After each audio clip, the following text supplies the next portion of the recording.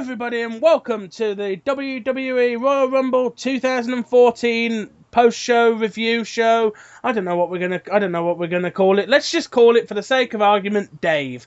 And let's get started. That's kind of suitable, actually. Anyway, let's get started with the Royal Rumble discussion show. Obviously, as you know, I own this channel. I live here. This is where I am, and my name is Tom. And joining me is whoever wants to go. Okay, that was awkward. Joining me is the other two parts of my my international triad of people. I'm representing the United Kingdom, which had a grand total of no Rumble entrants tonight. And joining me from the heart of what could actually be its own country at some point, from the heart of Texas, Randy's Viper Girl. Who, sadly, I didn't have anybody from my state into the Royal Rumble, so... Yeah, you didn't actually, did you? You didn't have any tech. No, I didn't. I had one on the panel, though. No. I had HBK on the panel. Yeah. Were there any Canadians in the Rumble? No.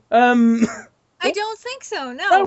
We had nobody in the Rumble, so now we can... And, by the way, I'm Taker So Girl. Yeah, and now we can just rip it to shreds. But it's good that all three of us have got together for, in my opinion, the second biggest show of the year. Yep. Oh yeah. I can't wait to do the one for the biggest show of the year. I know, I can't either. That's gonna be the longest one, I think. Yeah, and of course, it's great that we can finally do the gag I've been building up for several months. We're actually, the whole 3 countries thing. Yep. Yeah. Well, yeah, we've got an American, a Canadian, and a Brit. Cool. And I think we're all allies with each other too. Well, even if our countries aren't, we are. So let's get on with our show. I will of course during our intro, I will of course greet our overlords at the NSA who listen to Skype calls. Hi, people. I'm just gonna play with them for a bit. Anyway, so the pre-show, normally as I said to the girls off air, not usually we'd completely overlook the pre-show, which none of us have actually watched, but things happened and we kind of can't. So the pre-show, obviously the pre-show match, the WWE Tag Team Championships were defended and lost from Cody Rhodes and Goldust losing to the New Age Outlaws. Which sounds fishy to me if you ask anybody else. Mm-hmm. Something tells me Hunter had something to do with that, yeah. I also think... I told you that. I also think it could well be the potential Rhodes Brothers split coming. No! And someone told me back about Thanksgiving time over here that Goldust's daughter was sick. Oh dear. Right. Or something like that. And are we talking a cold, or are we talking dead? Sure. Are we talking dead by 2015? No, what kind of sick are we talking? He didn't really go into detail, but then again, this is not a very reliable source. Yeah. So yeah, but rumor mills are bad. The reason I said the potential split of the brothers is I actually think they're gonna do brother versus brother at Mania. That'd be cool. That doesn't happen very often. That seems to happen every couple of years. I mean, at 25, you had Hardy versus Hardy. Yeah, so I think we might get Cody versus Goldie. Kane and Taker at 14 and 20, and then Brett and Owen at 10. So yeah, we very much could have brother versus brother, and possibly the American Dream as the referee or something, because that'd be kind of good. Because they could do a whole.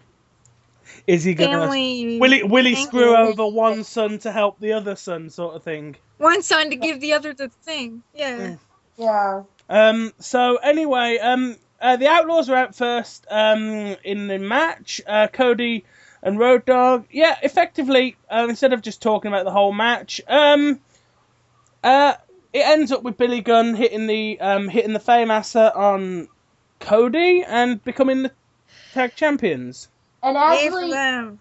it was Cody's miscap. Cody didn't. What happened was, and they would still be champions if Cody would have noticed this. Cody didn't see the tag by Billy Gunn to Road Dogg. Yeah, because it showed a replay of it. So he didn't see the tag. So if he had seen the tag, the Rhodes Brothers would still be WWE Tag Team Champions. Well, possibly, because there's still a chance that the Outlaws could have beaten them. I mean, I was a big fan of the New Age Outlaws in like 1999 when I was 9, but Which means I was 10. I still think I still think they're a good. I still think, friends with Triple H or not, I still think they're a good act. They're a very entertaining act. JBL made a comment last night during the pre-show that Billy Gunn hadn't aged a bit.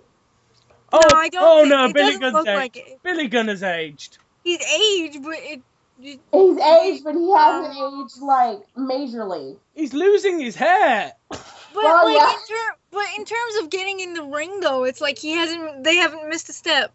Oh right, no, but they don't have ring rust at all. I think I've heard people say that Road Dogg actually works at the NXT facility in Florida. They both work as road agents backstage and as NXT trainers. They both work backstage. That's why they're always here. Yeah, they always work backstage. They work they work with the rookies down at NXT training.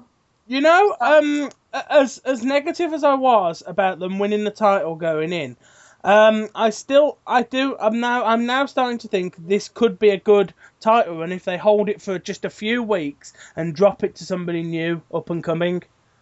Yeah. I'm not talking drop it to the Usos. I mean drop it to someone coming up from NXT. There was a tag team that I heard about from NXT. I can't remember the names of them, but they said that they were really, really good. The Ascension.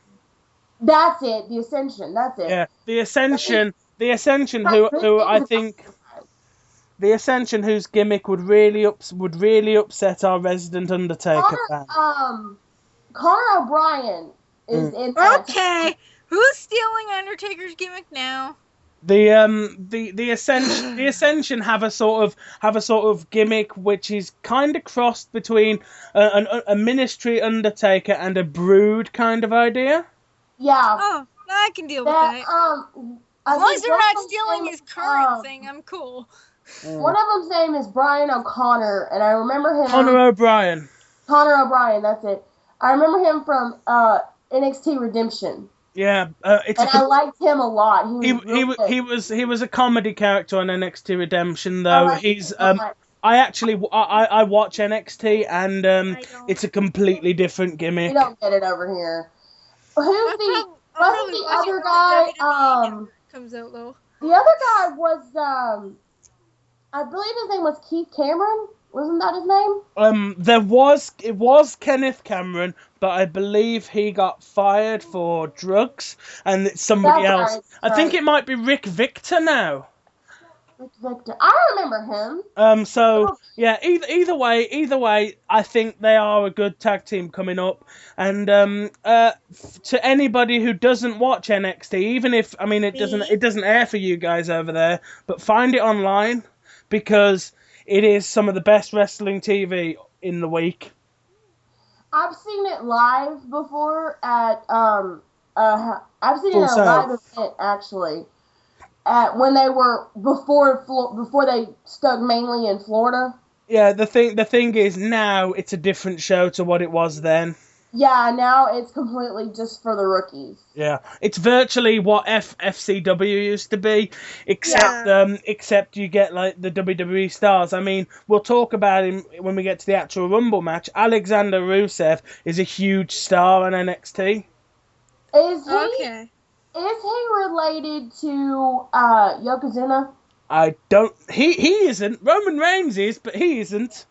Okay, Roman Reigns is.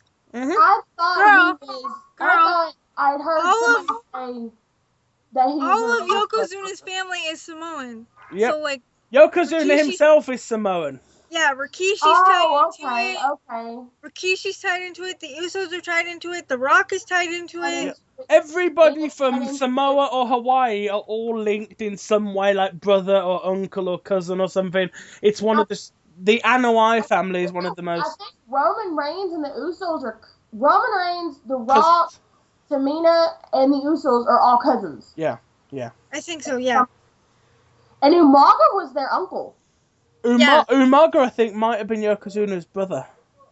No, actually, he was Rikishi's brother. Yeah.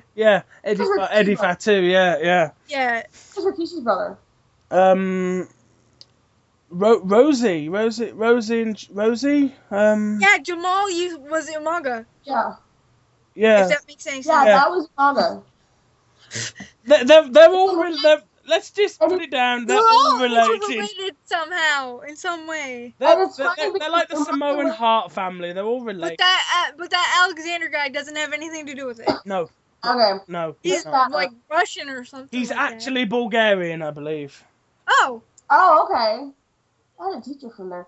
But either way, the pre-show ended with new tag team champions, which obviously I think will be something good. But obviously, we go on to the pay-per-view and we start the show with the most popular man in the WWE right now, Mr. Daniel Bryan. Now he's obviously. What the fuck is he doing at the beginning? Because you start the show with something to get people going. I can completely see why you'd have Daniel Bryan first. Yeah. He's got. There's been so much. I know at a college basketball game, there was talk of Daniel Bryan. People started screaming yes, yes, yes all over the arena. Yeah. As the college was winning. Mm-hmm. And somebody texted me this morning and was telling me that she was reading that people didn't know why people were chanting after the Rumble and were chanting yes and said it really got Batista all messed up. Mm-hmm. But I'll read that as we get on later into it. But Daniel Bryan has his match with Bray Wyatt. Daniel Bryan obviously first out.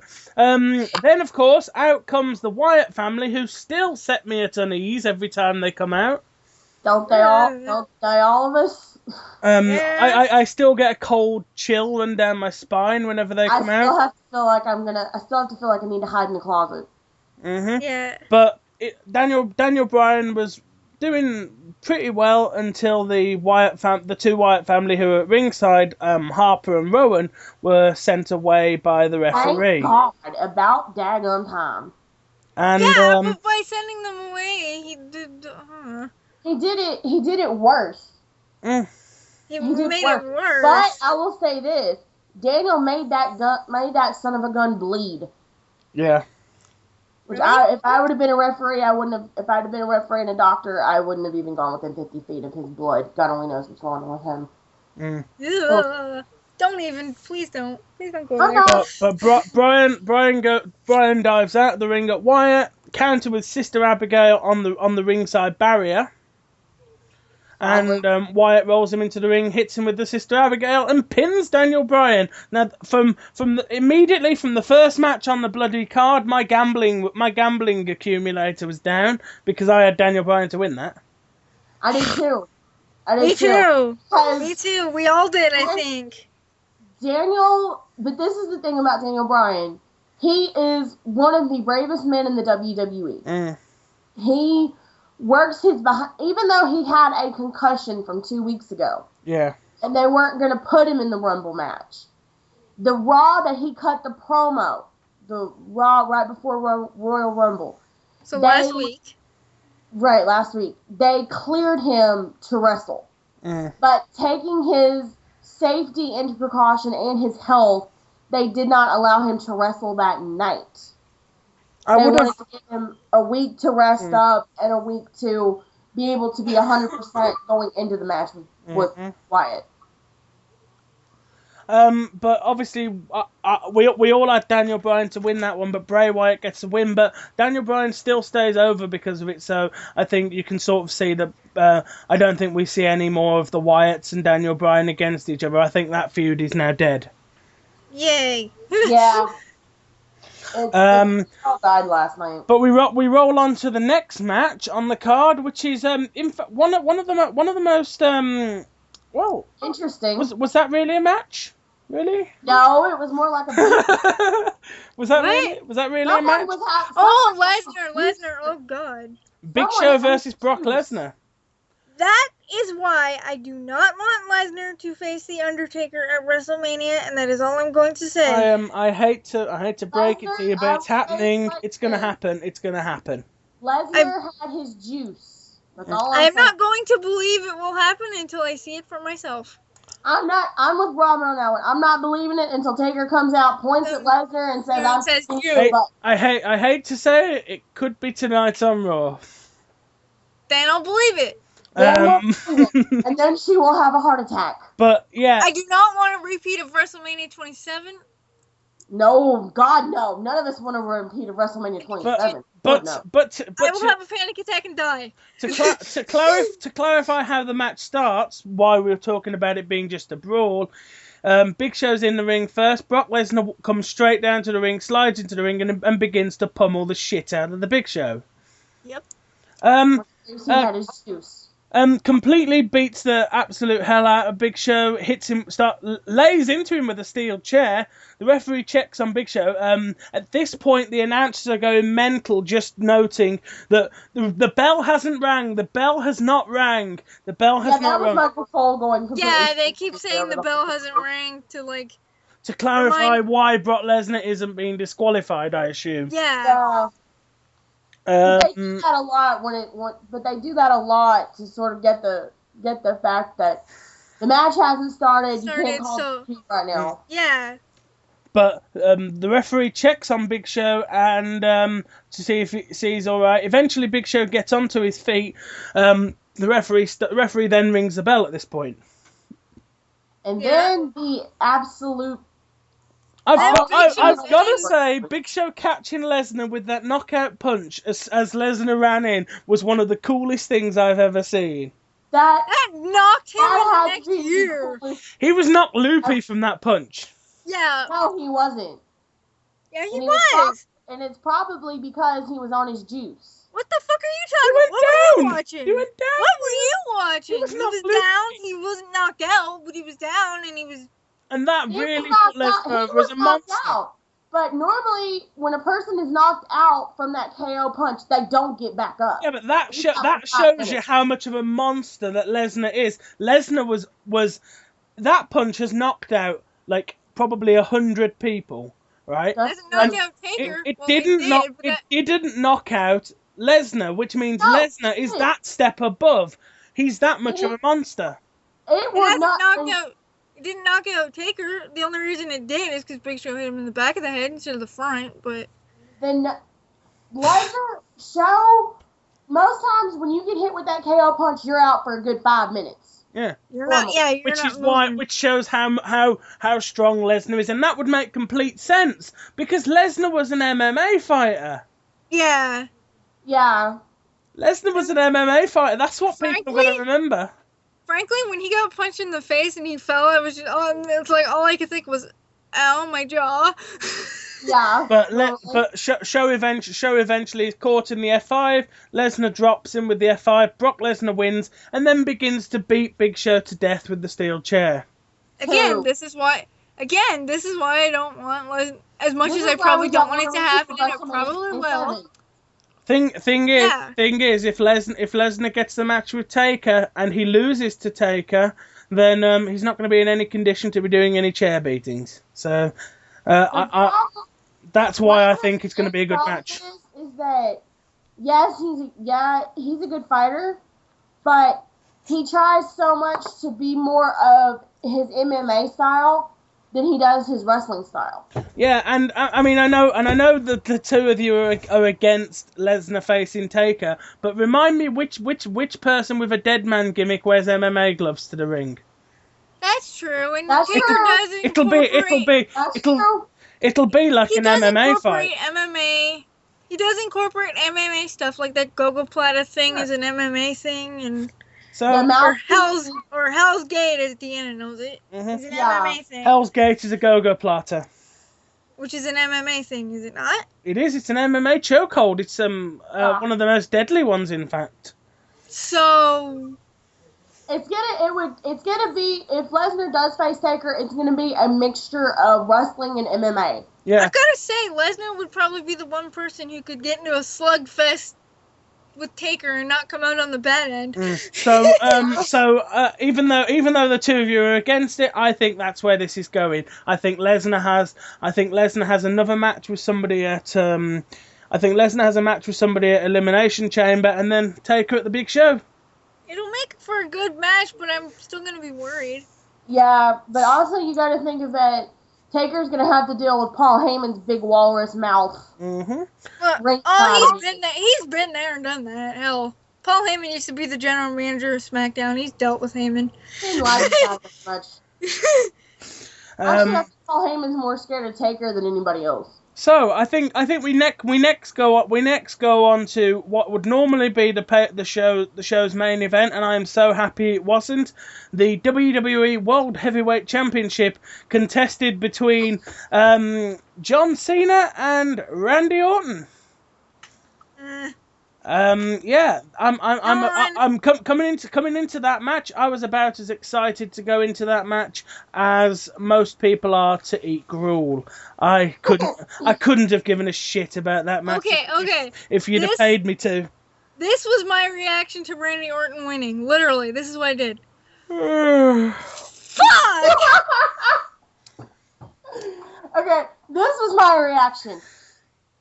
I'm on my phone. I'm texting my uncle. I'm like, I hate when you're right. I really do. I hate when you're right. just a shitty match. And the thing about, but there was a funny point in this match, and it was hilarious. Orton had Cena locked in the STF, and then turn around, Cena had Orton locked in the S lock. Yeah. Then you turn around, Orton's got Cena in the double A. Yep. Then you turn around at one point, Cena's got Orton locked in what looks like the walls of Jericho. It'd be a busting crab.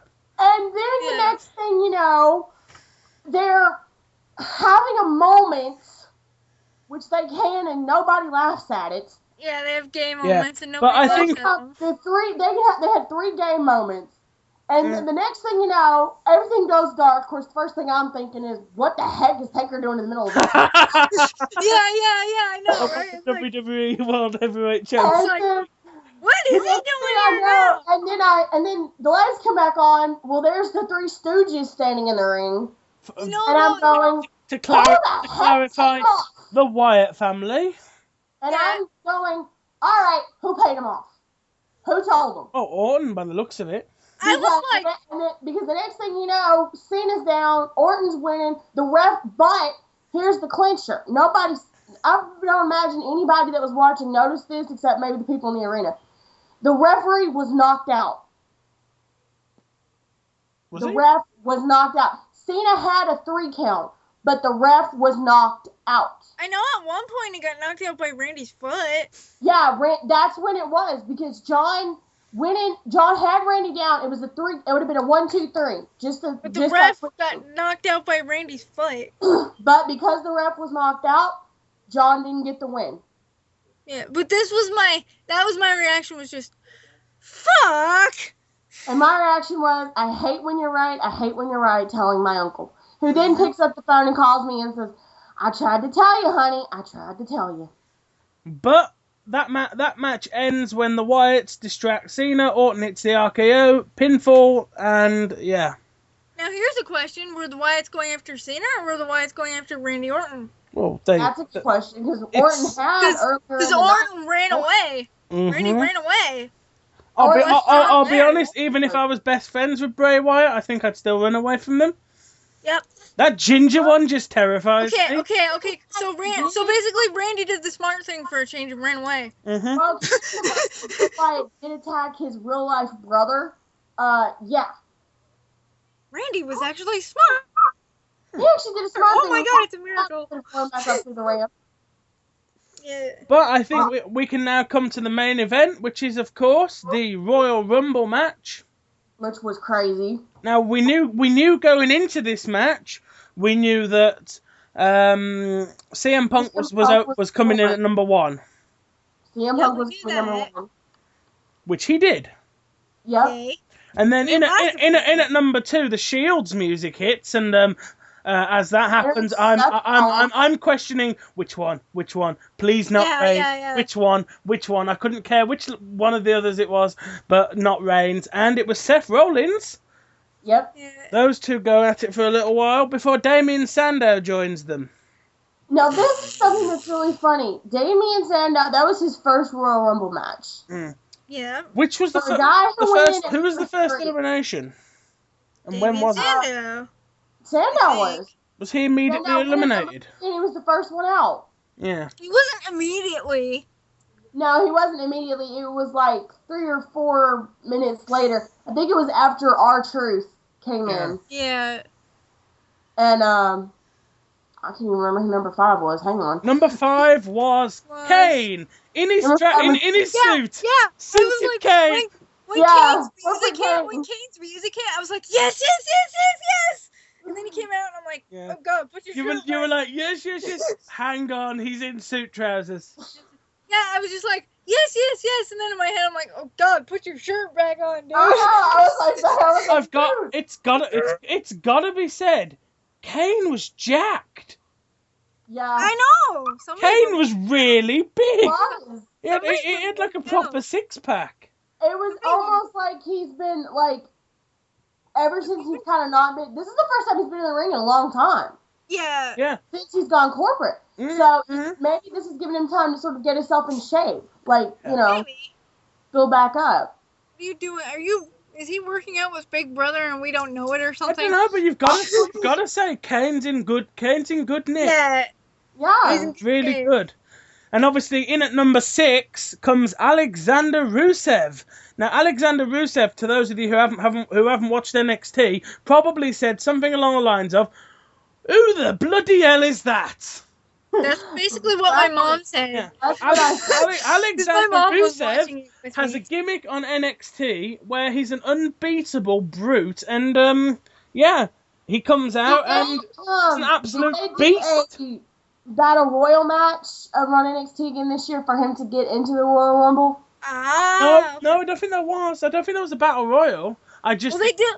I know they do a match there to get somebody. Yeah, they did it last year. That's how. They didn't do a. I don't think they did a match like that this year. They just put him in because he's dominant and he fits the Rumble. And I will say though, his attire was awful, and I don't know why he wore that attire at the Rumble because that isn't his NXT attire. That's what made me think he was. That literally looks like a pair of swim trunks that somebody bought from their local sports shop half an hour before the show. It looked like he was like a last minute type entry, like he just got for that night. Yeah, like they added him in. I get the impression we were supposed to have another legend who didn't show or something. Yeah. It could have been anybody. It could have been somebody that wasn't like supposed to be there. But to be fair, there's another entrance in the Rumble that I think might have also been a quick grab somebody from backstage sort of entrance. Yeah. And I'll talk about that one when we get to them. But next in is Jack Swagger. Before Rusev, obviously, to show off how over Rusev was, he had to be eliminated by everybody in the ring. It took 5 people.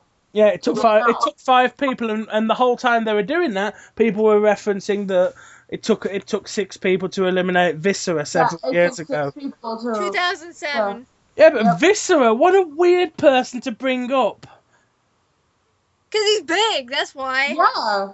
Because he's big and it takes a lot. It takes a lot to throw him out, that's why. People. I've seen it when Big Show's been in there, it's taken about 7 or 8. Yeah. to get him out of the ring. Even when Mark Henry's been in a Royal Rumble match, it's took multiple people to get him out. But yeah, sometimes there was one where Rey Mysterio pulled the bottom rope down and Henry just kind of ran out. Yeah, he kind of because he was running. Entry number 7 though. Zeb Coulter appears on the ramp, bringing out his real American Jack swagger. I will note at this point, Zeb has had a funny sign. Every 90 seconds. Every 90 seconds, an illegal crosses the border or something like that. Yeah, I'm like, what? It's not true. It's not true. I know, but that's kind of what his gimmick is, and I thought that was funny. I like the fact that when Cesaro came out a few numbers later, when Cesaro came out a couple of numbers later, he had a different sign, and we'll talk about that when we get to that. Okay. But Kofi Kingston was in next. Kofi Kingston only really in the match because he does these cool jumping spots, and this year it's cool. Once again, he does. Oh my god! Yeah, exactly. And oh my god, I'd probably get to within an inch of the ring apron and then just fall. Yeah, but he's not. Now he's done. Let's see. He's done walking on hands. His hands. He pogo sticked on JBL's chair. He's done pogo chair. And he's pogo chair. Honestly, I am surprised this year he didn't grab one of the referees and get him to give him a piggyback. You could picture him doing that, couldn't you? Getting the referee over, getting the referee to give him a piggyback or something. Yeah, and then he jumped from the referee's back to the ring. Or like stepping stones, jump from the thing onto the guy's shoulders and then the second jump. Like 2 or 3 years ago, did like a Spider-Man thing where he jumped from the barricade to the ring. Yeah. I still don't know how he did that. Don't even. But the thing about Kofi Kingston is that he's a guy that could be made for a Royal Rumble match. Yeah. Because he's fast, he's a high flyer, and he can do some of the craziest stunts I've ever seen. Mm-hmm. Like Michael Cole said, he's made a career out of Royal Rumble. Yeah. Yeah, he has, out of doing that. And it was what Money in the Bank pay-per-view was it that he invented ladder stilts? Oh, yeah, that was at WrestleMania 25 because Mark Henry ripped the ladder apart. Oh, yeah. Was that the same Money in the Bank where Big Show had his gold ladder? No, it wasn't, was it? No. Big Show needs to bring back his giant items. Because everybody was going, oh my god, Kingston's got a ladder and he's using it for stilts. Because Mark Henry ripped it apart. Yeah, and I remember everybody was like, he's using it as stilts. He's using a ladder as stilts. He's nowhere near tall enough to get that briefcase. What's the point? But entrant number 9 is one of the Usos. According to my list, Jimmy Uso. That was Jimmy who got married not too long ago. I don't know the difference. So me either, to be honest. Jimmy is the one, Tom, that's on Total Divas. Oh, so Jimmy Uso is John Fatu. Jimmy is John and Jay is Samuel. Okay. There we go. Now I know the difference. Okay, so Jimmy Uso comes out. At number 10 is Goldust, so now both Rhodes brothers are in the ring. According to my list, Goldust eliminates Cody. So that follows on to our potential of brother versus brother at WrestleMania. Well, that happened last year, if you remember. Cody eliminated Goldust. In 2 years running, Cody has eliminated Goldust. Yeah. Didn't that happened in 2009 too? Yeah, it did. Mm-hmm. Next in after Goldust is another member of the Shield, and it is Dean Ambrose. Oh, yeah. The Psycho and the Mouthpiece are now in the Royal Rumble. Mm-hmm. Well, actually, Seth Rollins isn't the Psycho of the group. He's more the Jeff Hardy wannabe. No. Dean Ambrose is the Psycho. Seth Rollins is the Mouthpiece. Well, Ambrose does more talking. Ambrose does more talking than Rollins. Yeah, but drunk. Ambrose is the Psycho. He's the drunk. He's the stoner drunk. He's the stoner drunk. Ambrose is the stoner drunk. He can wrestle though. Of course, in at number 12 comes, in my opinion, one of the somebody who I really thought could be a huge star in WWE, who WWE obviously just dropped, and that is Dolph Ziggler. Yeah, I don't He's been understand. out. Dolph Ziggler has been out with a major concussion. Yeah, but still, WWE didn't need to drop the ball out from underneath him. They could have promoted him. He opened his big mouth and offended the brass. Yeah. He said he could. Okay, and believe me, this is the stupidest reason to give a guy heck. But if you're gonna look at somebody and say I can beat Randy Orton in a regular street fight, and the brass hears it, why don't you put that's him? all I Hate to say it, but Dolph probably could. Okay. If he said that, why don't you take Dolph Ziggler, put Do him it, in a yeah. street fight Book with him- Randy book Orton him in and a see street what the fight. fuck Yeah, happens? book him in a street fight with Randy Orton and don't stick a referee. We all three know who says what when the boss isn't around. When the boss is in Connecticut. Fucking Hunter. Freaking Hunter. And you know what happened, and Robin, you and I both, and Tom, you can agree with this, you and I both know what happens when you cross the big guy with the nose. I mean, literally, do I need to say anymore? My favorite thing in DOD is when Angel told Hunter that he has to look past his giant nose. Now, I kind of wish we were having this conversation one entrance on, because at number 13 comes in R-Truth. Anyway, in at number 14, because seriously, I couldn't care less about R-Truth. Question. If R-Truth was in the Royal Rumble, why wasn't Xavier Woods in the Royal Rumble? That's what I was Because there's only 30 entrants, and they wasted one. They wasted one on this next guy. Well, they didn't really wait. Okay, this was my mom when Kevin Nash comes out. Holy crap, I haven't seen him in years. Apart from 2000 and... She wasn't watching it then. 2012, wasn't it? Yeah, I was watching it, but she wasn't. She was like, I haven't seen him in years. And I'm like, okay, do you remember Big Daddy Cool Diesel? And she's like, yeah. And I'm like, well, that's him. There he is. But yeah, why was Kevin Nash in the Rumble? That's what I'm trying to figure out. If anybody, you put Jake the Snake Roberts in. Or even Warrior. You put somebody like Booker T. Well, Booker T I'd have had the same problem with. I really wanted. Yeah, what is he doing there after not being there? Somebody said I heard or I read that they're trying to put the Click in the Hall of Fame. Yeah. Nice. Shawn Michaels, Kevin Nash, and Six Pac. I'll be honest. I'd rather. I'll be honest. I'd rather they put the NWO in. Yeah. Oh Lord.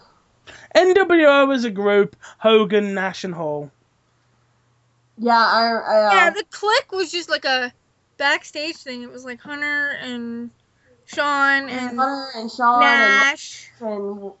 Scott Hall. Your next Rumble entrant is, in my opinion, the one who should have fucking won it, Roman Reigns. Even I was rooting for Roman Reigns. I was too. I hate the Shield. I hate Roman Reigns. I can't stand Roman Reigns. But I'll say this: Roman Reigns compared to Ambrose and Rollins, Roman Reigns is the whole reason the Shield is still where as dominant as they are. Yeah. He is. If you take Roman Reigns out of the Shield and you put him in an individual competition, let him do singles matches by himself, he'd be great. Within a year, he'd be great. 6 months to a year's time, he'd hold that title. He'd be great. Honestly, I'll put it down here, because this is I never did predictions for the show. I just never got around to doing it. But my prediction for the Royal Rumble and all the way up to WrestleMania was going to be this. It was going to be Roman Reigns being in the last 4 in the Rumble with the 2 other Shield members and CM Punk, right? Then you mentioned this to me. I was going to have the 3. In my mind, the 3 Shield members go up Punk, and Punk eliminates Rollins. That leaves Ambrose, Reigns, and Punk. Then they knock out Punk and put him out of the ring, leaving Ambrose and Reigns. Ambrose then says to Reigns, well, go on, big man, get out the ring. Go. I've won the Royal Rumble. Off you go. Right? And then Roman turns around and... No. Reigns steps over the ropes and stands on the apron, and then the camera goes in on his face, and you can see he's clearly thinking about it. Ambrose then is off celebrating, going, yeah, I've won the Royal Rumble. He walks over and sees that Reigns hasn't eliminated himself and goes, "What you doing?" and just like starts poking him in the chest. Reigns grabs him. Reigns grabs him over the top rope with like a suplex down, steps back in the ring, celebrates. And then, but it was then you were gonna have Reigns go, "I don't want the title shot, I want the death And man." then on Raw, which is tonight's Raw, I was gonna have Reigns come out, stand in the middle of the ring, and go, "I won the Royal Rumble." Thing is, I'm 27. I've got probably another 20 years of my career. I can win the title as many times as I want in those 20 years. But there's one thing that I can only have a few more times. There's one match and one thing at WrestleMania that is only going to be around for a few more years, and I want this. I want it. I want the streak. And then you would have done Reigns Taker. And then Reigns would have probably kicked the crap out of Taker. Reigns would have gone into the match, beaten Taker from left to right, right to left. Taker would have caught him in a Hell's Gate, choked him out. Reigns then would have gone out at WrestleMania looking like a gigantic star. Because at one point, Ambrose actually did try to eliminate Reigns. Yeah. With my example, Reigns would have gone up against Taker, looked fantastic, looked like a giant star, and still the streak would continue, but Reigns would look like a huge star. And then you want to know something? Want to know something? Something that I've actually heard Mark Calloway say? If it will put somebody over, he'll do it. And make somebody into a huge star, he'll let them break it. Yeah. If it won't, he won't. I hate to say it, but I kind of would be behind. I would kind of be behind Reigns beating him. Yeah, but if he thought it would put somebody over and make them into a huge star, he'd let them do it. Because I think Reigns has such a bright future. And it would Which does not surprise me at all because that's the way he is. And it would be because he thought they were worthy of it. Yeah. They were worthy of it. They paid their dues and they were worthy of it. But we've still got 15 people in the Rumble to talk about. So the next entrant at number 16, again, this is one that probably shouldn't have been in the match, for my opinion, because this man isn't fit enough to fucking walk, let alone enter the Royal Rumble. The Great Khali. Now, did you girls watch? Did you watch his entrance? Seriously, that man is having trouble walking. Ever since he had that surgery, he's not as. That man can barely walk. That man can barely walk.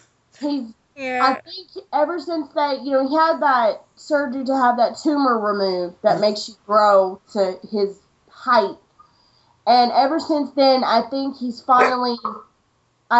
bones and everything are finally starting to catch up. I'll be honest, Khali feels, to me, when we watch him in the match, he feels like the latter years of Andre the Giant, and I don't want to watch him die in the ring. No, you don't want to watch that. That's the last thing. I do not want to watch the man die in the ring, but I think we might see it. Not again.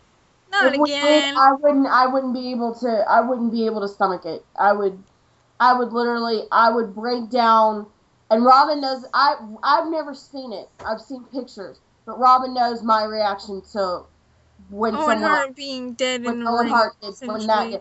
I literally break down into tears, and I can't stomach it. I can't. I can't watch Khali matches because he's just so uncomfortable. I cry my heart Honestly, out. look up some of Andre the Giant's later matches in the WWE. I've heard stories. The man is practically disabled from about WrestleMania 4 onwards. But thing is, Khali back in the day was. Oh yeah, Khali was good. Khali was okay back in the day, but it's just uncomfortable to watch him now. He made his debut by kicking the crap out of the Undertaker. Yeah. Yeah, I remember that. How often do you see someone kick the crap out of the Undertaker? I remember that. Next entrance in the Royal Rumble is the returning Celtic Warrior Sheamus. Yay! So, whilst I did say that we had no British representatives, I'm still going with that because he's Irish. Well, I say it because I got Irish in my blood. So we don't claim Sheamus. He's Irish. I have to claim Sheamus. But Sheamus Sheamus enters the Rumble. Kind of a shame that he'd grown back his beard because I'd seen so weird without it. But I'd seen pictures of him without the beard and he looked fantastic. Yeah. I don't like the mustache and the beard. My mom was happy because Sheamus is her favorite. One of her favorites. Sheamus, actually, the first house show I ever went to, I actually met Sheamus, and he's the nicest guy you could ever meet, ever. Yeah. Sheamus is a nice guy, but I'm not sure he... Get him mad, and I will say this, and it's true for any Irishman. Get an Irishman mad, and you better be running for cover. That explains Taker's temper. Yeah. Because he's got Irish blood. And to be honest, there's also the element of piss a ginger off and they go pretty bad. So I blame all of the Undertaker's furiousness on ginger temper. Ginger and Irish, because he's got Irish in his blood. Yeah, definitely. But next in is The Miz. Yay! Wasn't Barrett supposed to be in the Rumble? Yep. Yes, Barrett tweeted and said, "I'm giving up my place in the Rumble for a legend." Right? Which one? The thing is, he said, "I'm giving up." No. Here's the thing. He said, "I'm giving up my position." He referenced that it was going to be the Godfather. What? Because he said his tweet said, "I'm giving up my place in the Rumble for a legend." Hint: Voodoo. Now Voodoo references Papa Shango. Which is the Godfather. Which is the Godfather's old gimmick. Yeah. But obviously that didn't happen, and I just think they pulled Barrett from the Rumble and put somebody else in. Okay, so we have The Miz now. Yeah, we have The Miz now. And then we have Fandango. And I'm still... Which was a waste of time completely. Yeah. What did I say? Something I said about... he said it should be the Royal Rumble or something, and I'm like, dude, I hope you realize... I hope you realize this is not like a big dancing contest. You're gonna get your ass kicked. Is everybody ready for your comedy moment of the Royal Rumble? Because next we get the ring entrance for the Matadors. Oh yeah, and El Torito enters the Royal Rumble. Who I swear to everybody that has got to be a hornswoggle in a bull suit. No, it is not. No. It's not. El Torito is a Mexican wrestler called Mascarita Dorada. Oh, okay. I told you it wasn't Hornswoggle. He's about 2 or 3 inches shorter than Hornswoggle, and JBL pointed that out, that he's the smallest man to enter the Rumble. That's awesome. The smallest and the funniest. Yeah. I like El Torito. It's not Hornswoggle because he's smaller than Hornswoggle. Yeah, it's a cute little gimmick though. It's a cute little gimmick, but the guy's about 32. It's cute though. It's cute because he can do so much. But he doesn't need to be in the Royal Rumble. That's what Santino Marella's for. Oh yeah, but Santino sadly had to have neck surgery the other day. Did he? Yeah. Oh. He had neck surgery the other day. That's what Santino or somebody else comedy is for, you know. And if Santino had entered, he could represent Canada, because even though his gimmick is Italian, he's from Toronto. Yeah. Yay! Okay, this is another thing. Why didn't they... This is a question that I seem to ask myself every time I turn around. Why didn't they put Tyson Kidd in the match? Or Christian. Or Justin. Or somebody. I mean, to me, this Royal Rumble, for some reason, was upper card. Yeah. There was not one mid-card person in that whole match. There was. Ziggler's virtually lower card. R-Truth's barely on the map. Ziggler at one time was top card. At one time, but at the same reference, you wouldn't stick King Kong Bundy in the Royal Rumble today, would you? No, actually, you probably wouldn't. But I will say I wanted Bundy in the Royal Rumble, but that's just because he's so. You know what? That's just because he's impossible to use to beat Undertaker and defeat the Streak. Yeah, I know. You know what? My mom and I were hoping for. Well, I was hoping for it more. Save Taker to number 30, send him out, and he cleans house. That's what He I doesn't was win. hoping He doesn't win, but he cleans house. Yeah, and, but like, who eliminates Taker then? Your winner. Reigns. I'd be okay with that.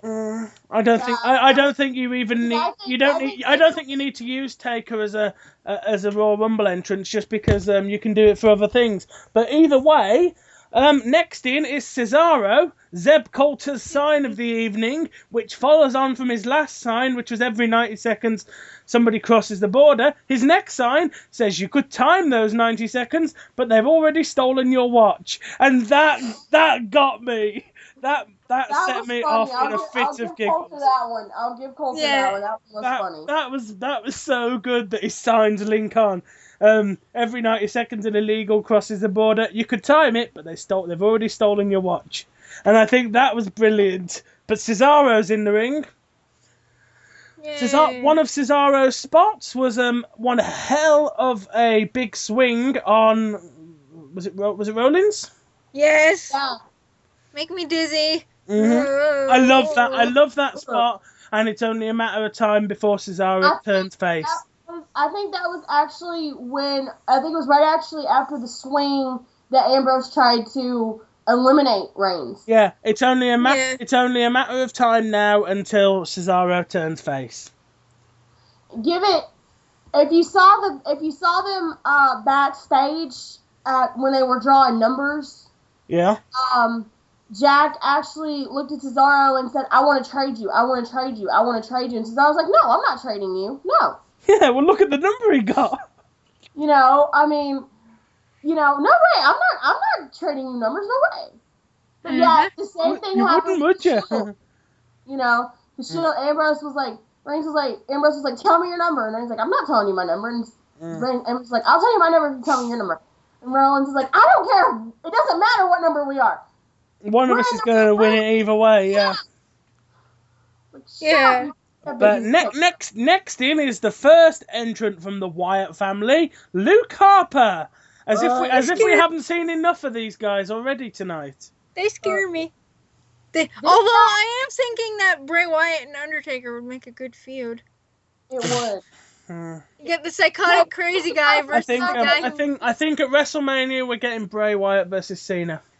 Yeah, I think so. Oh God.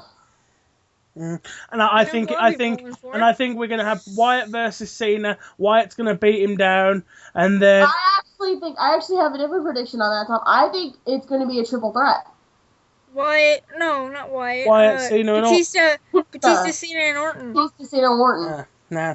But remember though, guys, we still have Elimination Chamber. Yeah, I'll tell you my prediction for that when we finish this. But I think it's going to be Wyatt versus Cena. The Wyatt family are going to beat down on Cena, and then we're going to get the familiar bars of Real American, and Hulk Hogan is going to appear. There's a lot of rumors going around. Please not. Hogan is fixing to sign. Hogan will be at WrestleMania. He will be at WrestleMania. See his stupid ass.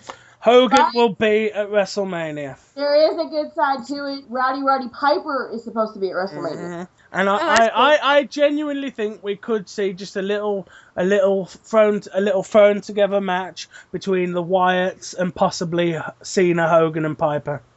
Oh, that'd be cool. That could probably happen. There's been talk. I've heard people say that Piper wants a match where it's Hogan and Cena in one side and Piper and Orton in the other. Mm-hmm. Face versus the old faces versus the the top baby faces versus the top heel. Piper's too much of a face these days, though. Yeah. But the next Rumble entrant is Jey Uso, the other Uso. Yep. Yay. Next up is in my opinion, one of the funniest entrants of the night. JBL enters in a suit. Our second comic relief for the night. The JBL character hasn't entered a Royal Rumble until last night. I love the JBL character. He's been in there under character. Yeah, Michael Cole said that. He said the JBL character has never entered a Royal Rumble. Now, I always thought that WWE just sort of played that whole character thing and just kept that under the back. They've never admitted it like that before. Yeah. Yeah. I actually thought he was really. But what I will say is that is a great spot that JBL did, and it draws back to one of the Rumbles where Jerry the King Lawler did the same thing and was eliminated. 1997. Was eliminated by Brett. Yeah, I was watching that last night after this one ended. But JBL in his suit walks up the steps, climbs under the ropes, takes off his suit jacket, turns around, bends over the ropes to hand his jacket to Michael Cole, who takes the jacket off him, and he's immediately eliminated by Roman Reigns. Next year at the Rumble, if they put Michael Cole in there. I thought what would have been hilarious if they did that. Honestly, what would have been hilarious then is if the next entrant had been Michael Cole.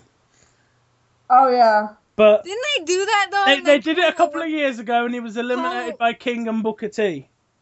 Yeah. Wasn't he eliminated by Karma? Karma came out, scared him. He climbed over the top rope, and King pulled him down. Yeah. But the next entrant is the other member of the Wyatt family. It's bald, ginger, and terrifies me, Eric Rowan. He's bald. Deanna gets their names mixed up sometimes. I can't help it. I refuse. She calls Eric Harper and Luke Rowan or something like that. Eric Rowan though is so horrendously green. He is so. He was on. I saw a few of his matches. I pulled up some of his stuff on NXT to kind of see where his skill level was at, and he needs to go back to NXT and train a lot because he's not ready for main roster. He's like somebody else I know who I will keep my mouth shut. Just spit it out. We can't read your mind. Green 10 times is worse. What? But he's as green as Eva Marie and 10 times as worse. Who? We can't read your mind. Just tell us, for crying out loud. I'm about to go on a rant at Ryback, so. I'm talking about Rowan. Oh, Rowan is awful. Rowan is 10 times as green as Eva Marie. And oh, come on. No, we can't say he's 10 times as green as Eva Marie. That girl can't even sell. Come on. Still to this day, I have not seen Eva Marie wrestle, so I couldn't. Yeah, I've seen her compete in several matches, and I still haven't seen her wrestle. Ding! I've seen her wrestle once, and she can't do it. Yeah. So the next entrant is Ryback, or was it Goldberg, or is it Ryback? I'm not sure anymore. Oh my god, you want to know what I read on this Undertaker site I go on that has all the news about him? Apparently Ryback says he should face Undertaker and he could push Undertaker to his limits, and I'm just like, oh please. You cannot. You're not. I think I did that match on. I think I did that match on Defeat the Streak. But Ryback lasted about 2 minutes. No, he lasted 6 minutes, and I remember that because you were getting pissed off because you couldn't hit him. Yeah. It took you 5. He lasted 6 minutes. Happened. He lasted 6 minutes, and it took you 5 just to make contact with Taker. Yeah, that's right. Next entrant is Alberto Del Rio, and the moment Del Rio came out, I knew who the next entrant was going to be. Yep. But Alberto Del Rio came out, he did things for a couple of minutes, and in comes Batista. Boo! Oi! As the crowd did at the time.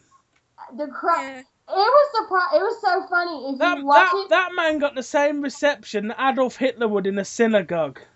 And yet, Monday Night on Raw, everybody was going nuts. Yeah. Yeah. And what happens? Come Sunday, he is getting booed out of the arena and booed out of the city. Batista got the same kind of reaction that Perez Hilton would if he walked into the Westboro Baptist Church, and that's all I'm saying. Because that will get me in shit. That one will get me in shit. So Batista runs out, and then in comes Big E Langston. I don't understand though. Like Deanna said, everybody was going nuts on Monday, and then just. Do you want to know why everybody turned on Batista? And that was absolutely simple, and that was because Daniel Bryan wasn't even in the fucking match. That's what had everybody pissed. That's what pissed people off. Daniel Bryan wasn't in it. because my friend, fans were even going Daniel Bryan like all night. Now here's the thing, and I want to get onto that when we get to number 30. Big E Langston in at number 29. In at number 30 comes Rey Mysterio, and the moment Rey hits the ring, the crowd is booing because they know there's no more chances of Daniel Bryan coming out. Yeah. They booed the match. They booed the match after that. They actually did because everybody was hoping that Daniel would be in the match, but like I said, for safety reasons, because he had that concussion, they weren't going to put him in there. I've got to say, I would have put him in at number 30, even if he can't do anything. Have him in there for a little bit just to keep the crowd happy. I would have put him in there. I would have put him in there at 20. I would have put him in there right after Batista. Yeah. I'd have put him in there right after Batista. But the final four was Roman Reigns, Batista, Sheamus, and Punk. Now, before we got to the final four, it's got to be said, Roman Reigns eliminated the other two members of the Shield. Yep. Yeah. And broke Kane's record. Eliminating those last two members of the Shield got him his number 12, his 12 entrance. He broke Kane's 2001 record by one. By one, yeah. Yeah, he broke him 13. He broke 13. No, 12. He got 12. 12. I got 12? Okay. I've got the list in front of me. He got 12. Roman Reigns got 12. He broke Kane's fifth record that stood for how long did it stand for? Long year. Over 10 years, because it was 13 years? Yeah, because it was in 2001. 13 years. 13, He broke by one. 13-year record, yeah. Wow. But Roman Reigns obviously eliminated the last two members of the Shield. Punk was then eliminated by Kane, who appeared out of nowhere. Yeah, where the hell?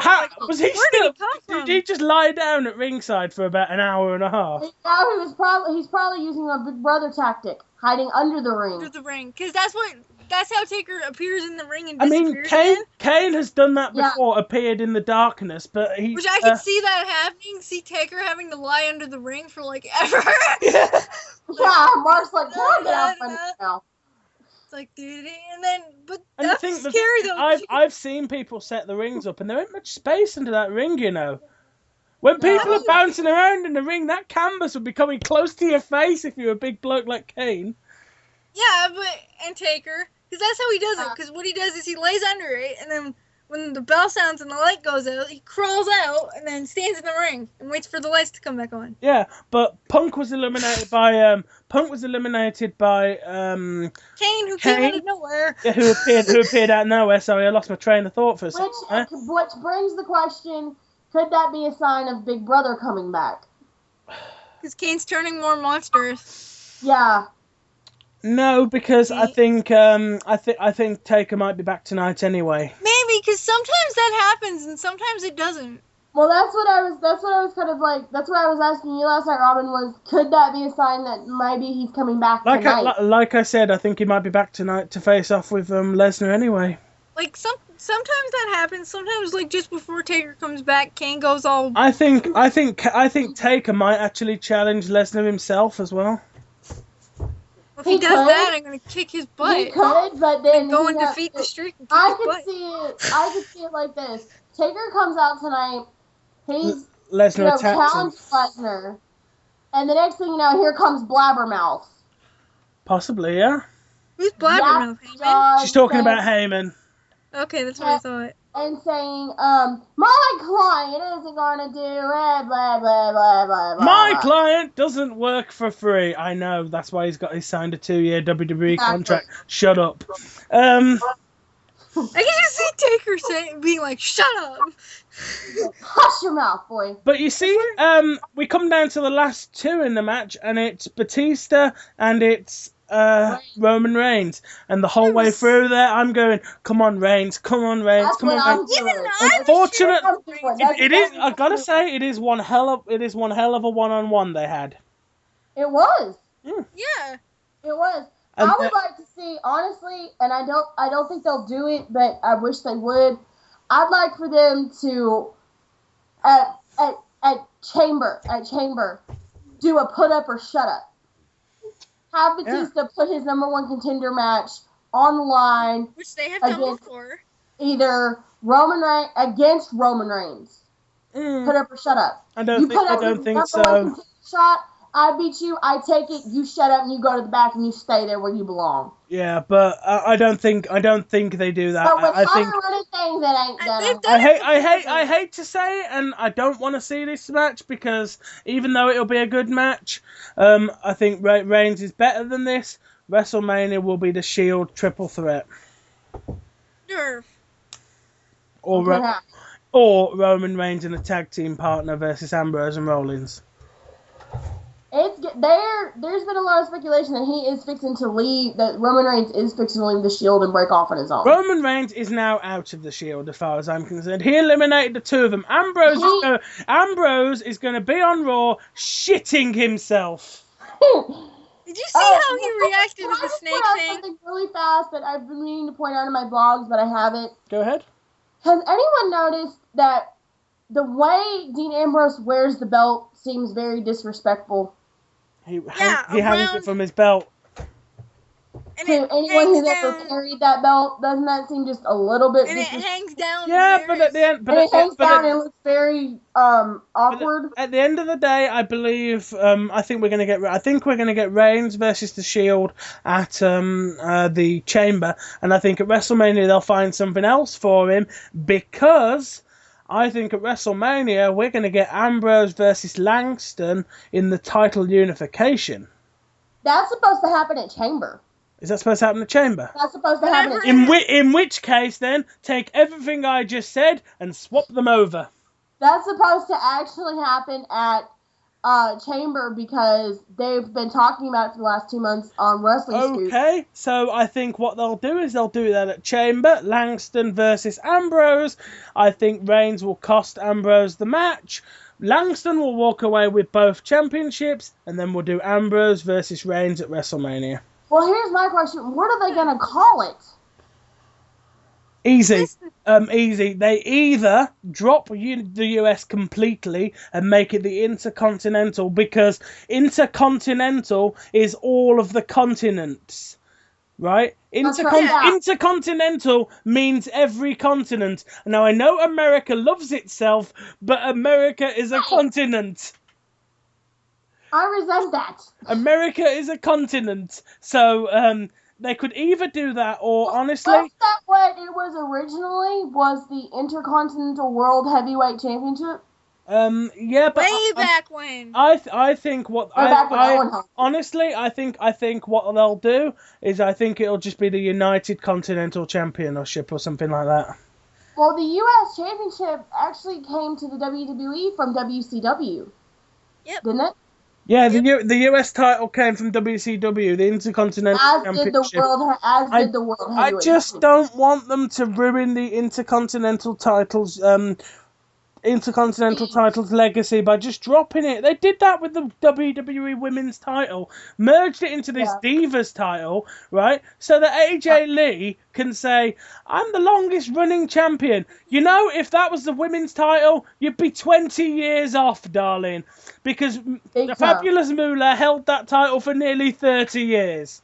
Yeah, they should have dropped it. Held that title the longest, and AJ Lee doesn't even deserve to be in the same category as that woman. Given the choice, I would have preferred them to drop the Divas title.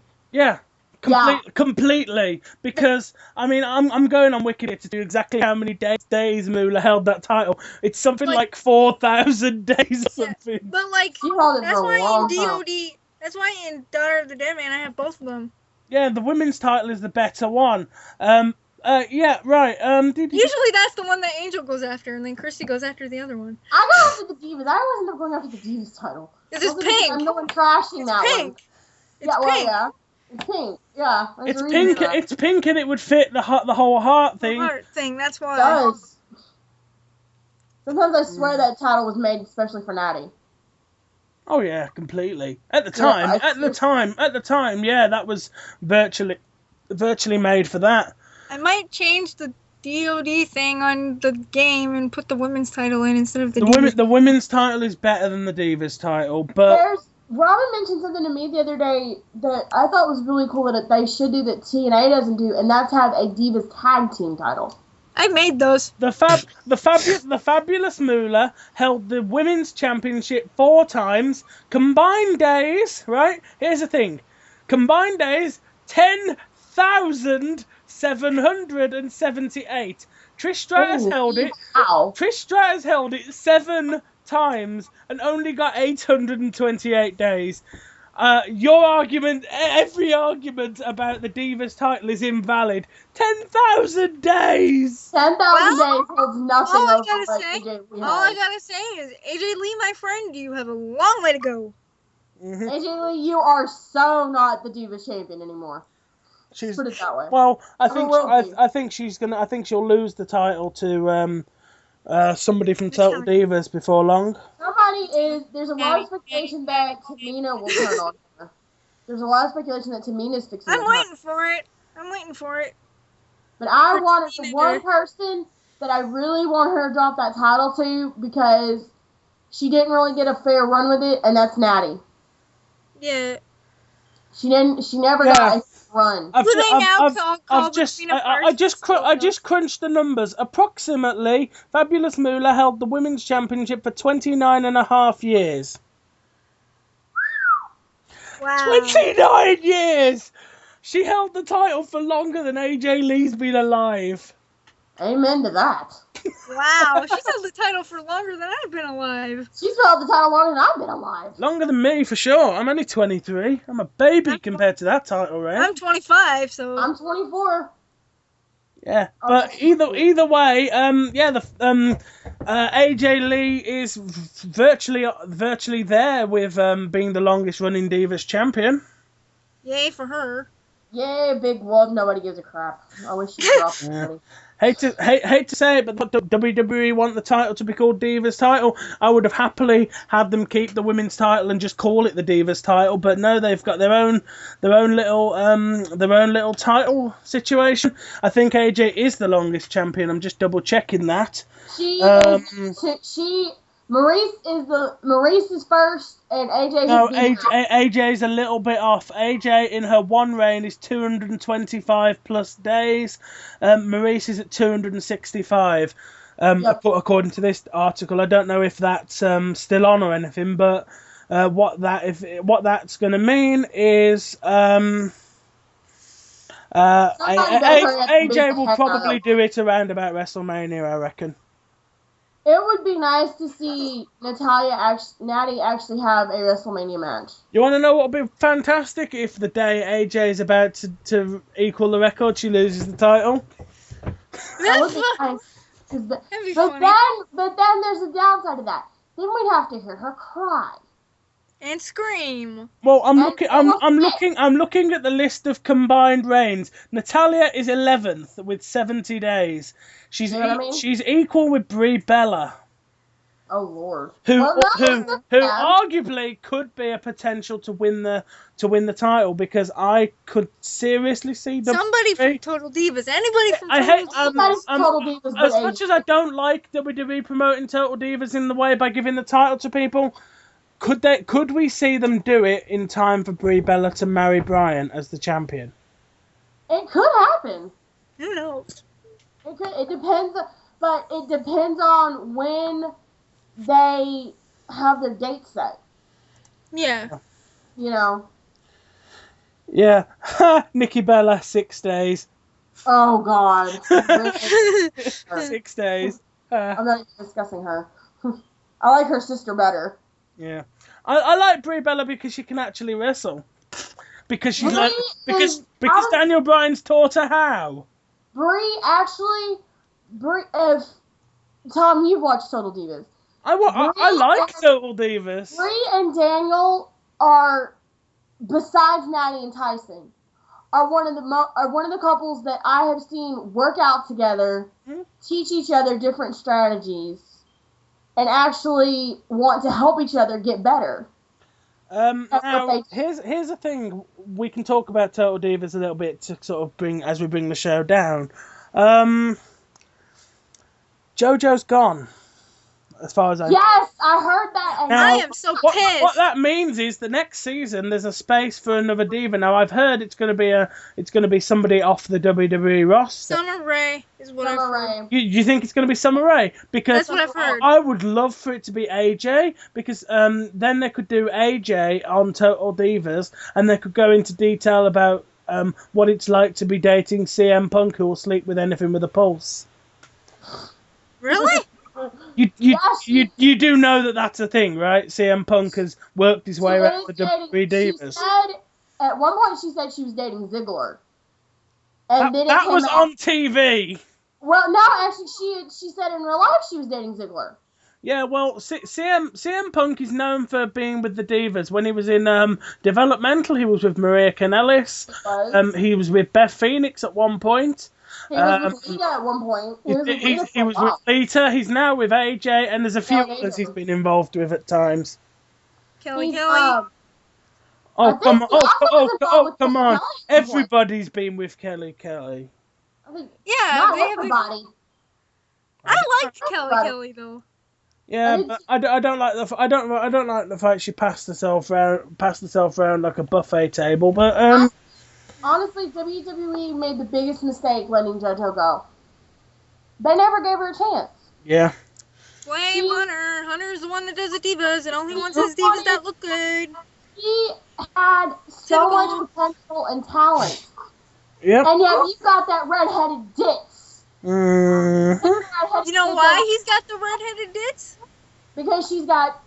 Never mind, we're not even going to say it. Because she's got no brain, I'll put it that way. Because she's hot. I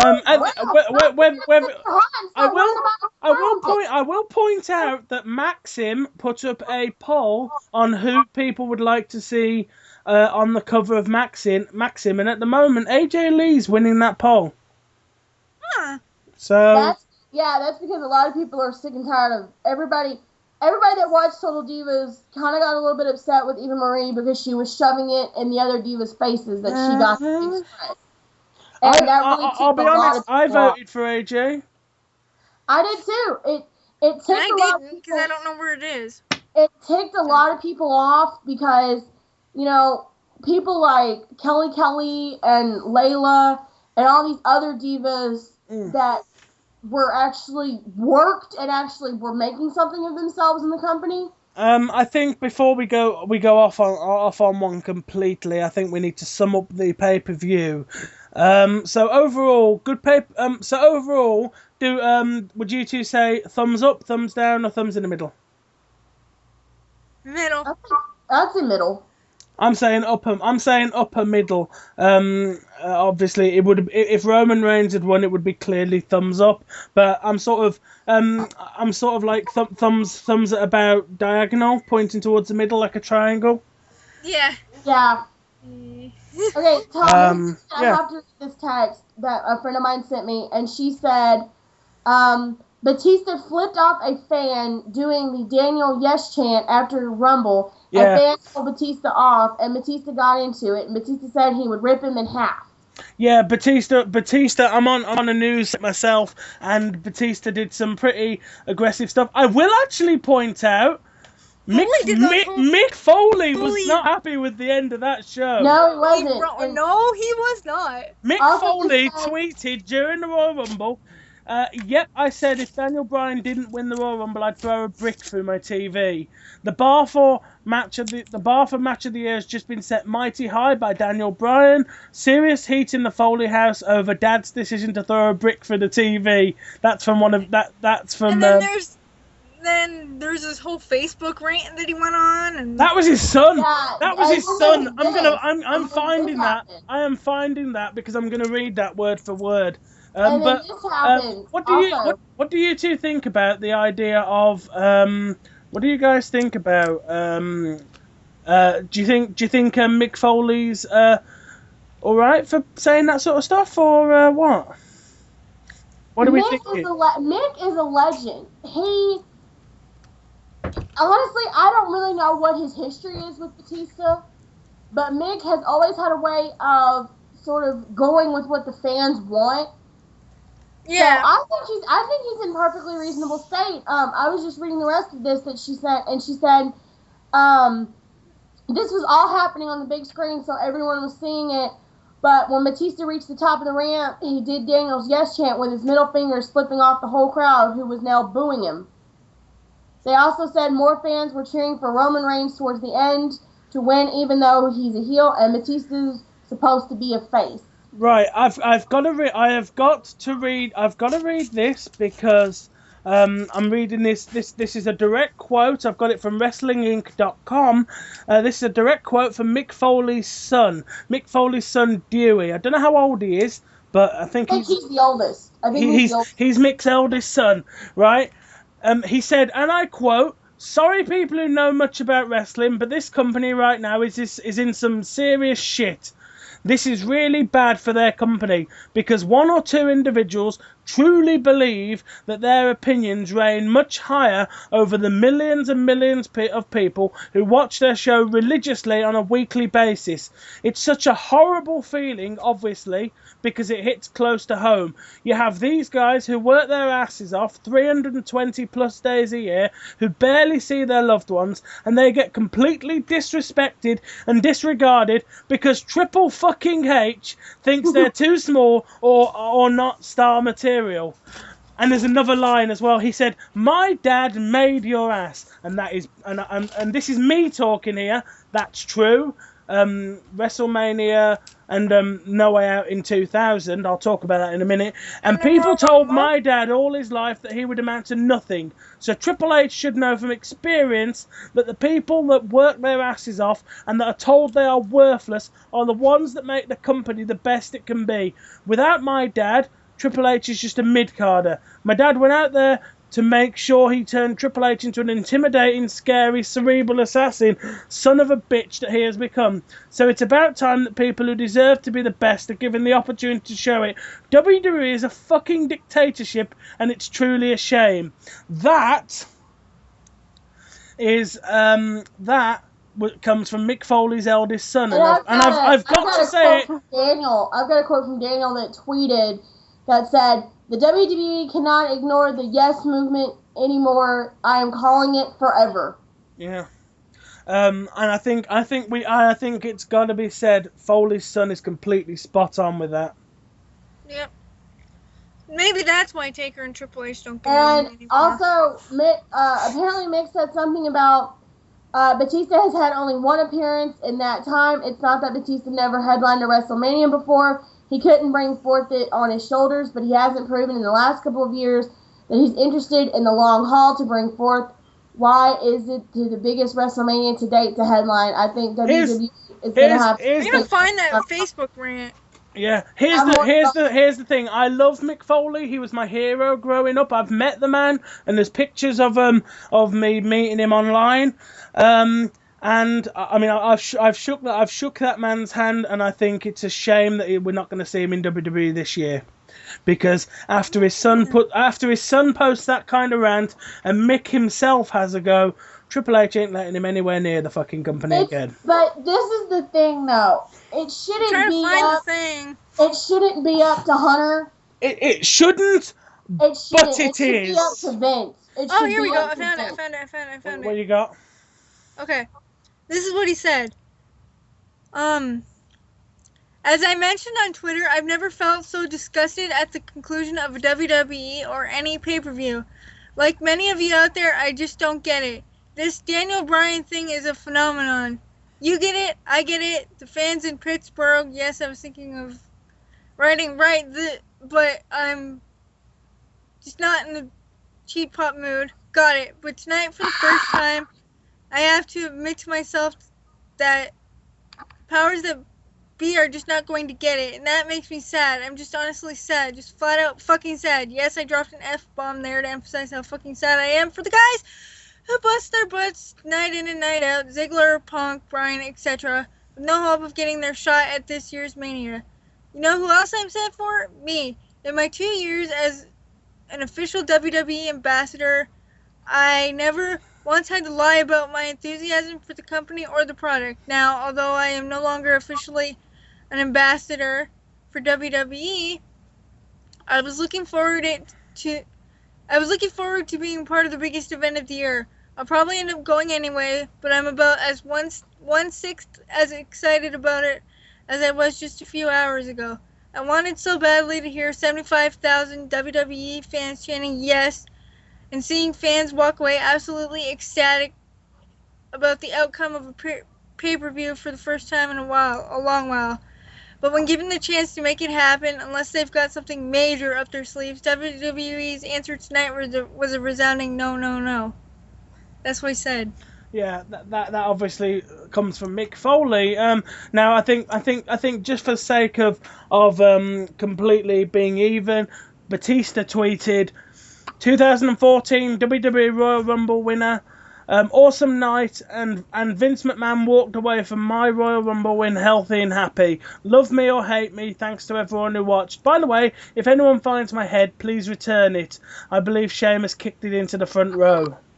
For those who don't get the Vince McMahon reference, he's referencing when Vince McMahon ran down to the ring in 2005 and blew out both of his quads.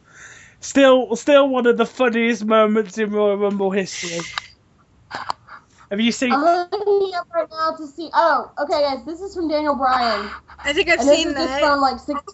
This is from 16 hours ago. He says, "Sorry, guys. Machine wanted me nowhere near the Royal Rumble match, but I thank everyone for their support.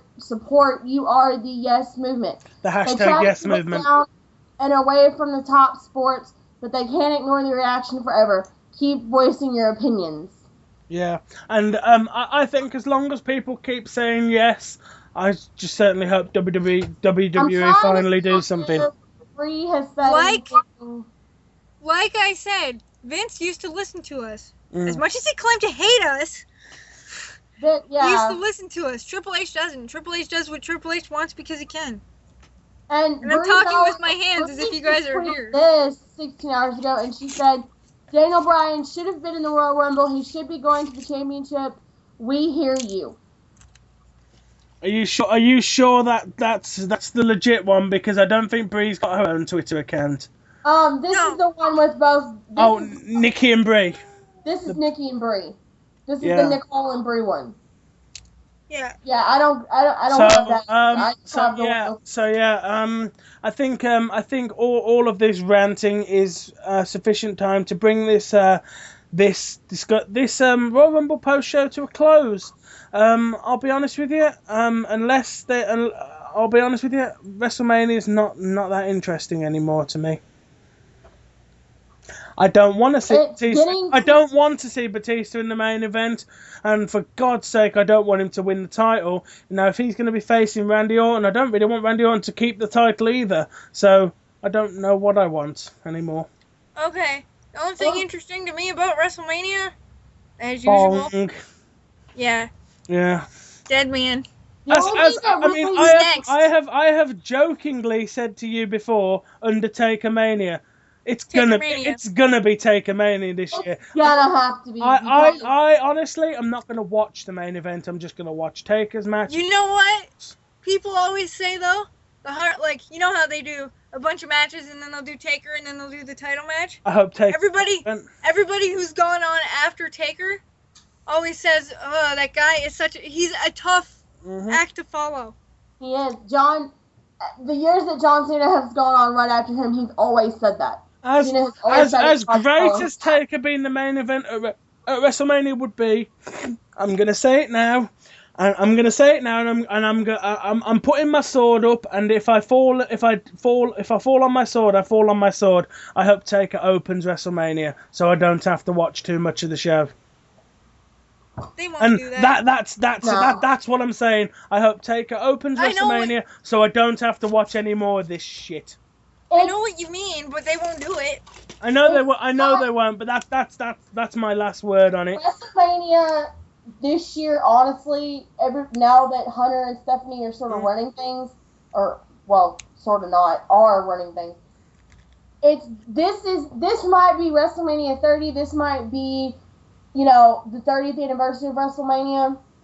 But I also think it's going to be the worst WrestleMania we've ever seen in our lives. Well, here's the thing. It's WrestleMania 30. That should be enough to sell the pay-per-view for me, but it's not. WWE, you've got 2 months to sort stuff out, because frankly, at this point, I couldn't give a shit about WrestleMania 30. Do fucking fix it! You've got 2 months to fix it! Look. Do something. Put Batista in a put up or shut up.